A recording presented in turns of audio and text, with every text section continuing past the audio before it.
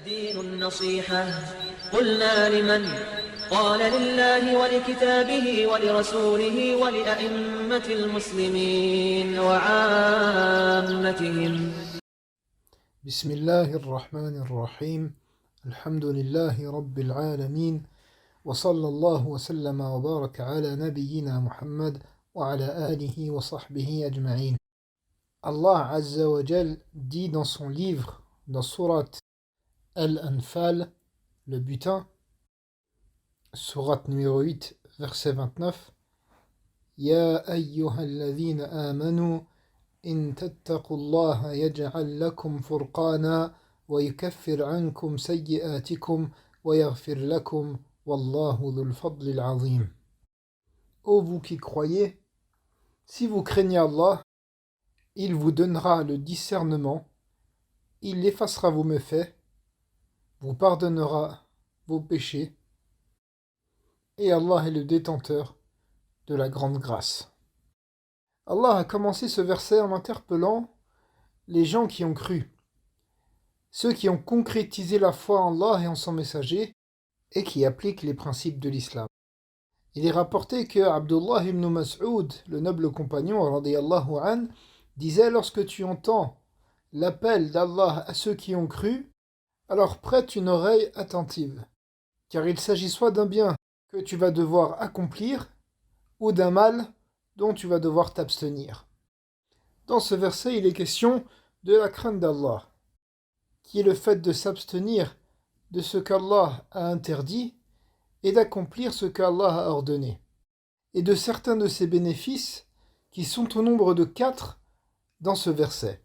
Le premier de ces bénéfices, c'est que celui qui craint Allah, Allah lui donnera le discernement.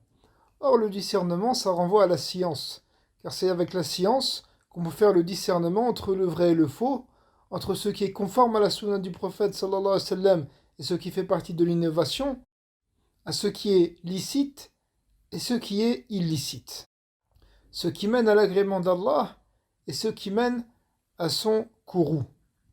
Le deuxième des bénéfices, c'est que la crainte d'Allah est une cause d'expiation des péchés. Or, tout être humain commet des péchés. Comme le prophète sallallahu alayhi wa sallam a dit dans un hadith, Kullu ibn Adam khata. Tout enfant d'Adam est un pécheur. Ceci est une réalité.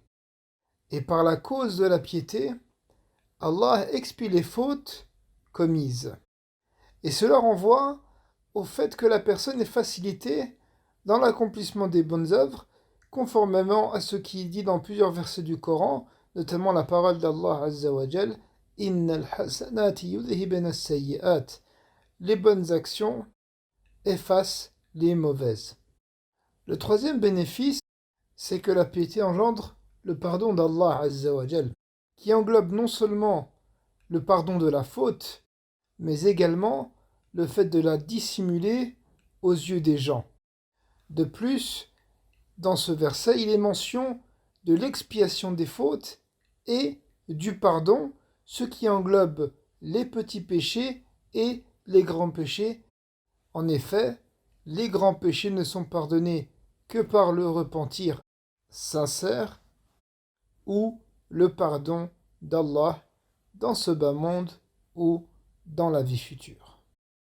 Enfin, et c'est le quatrième bénéfice de la piété qui est cité dans ce verset, qui est terminé par l'affirmation qu'Allah est le détenteur de l'énorme grâce, ce qui implique que tout ce qui peut être recherché comme source de satisfaction et de bonheur se trouve auprès d'Allah et s'obtient en s'acquittant de ce qu'Allah nous a ordonné et en s'abstenant de ce qu'il nous a interdit. Tels sont les bénéfices de la crainte d'Allah, de la piété, comme Allah les a cités dans ce verset. هذا والله أعلم وصلى الله وسلم وبارك على نبينا محمد وعلى آله وصحبه أجمعين.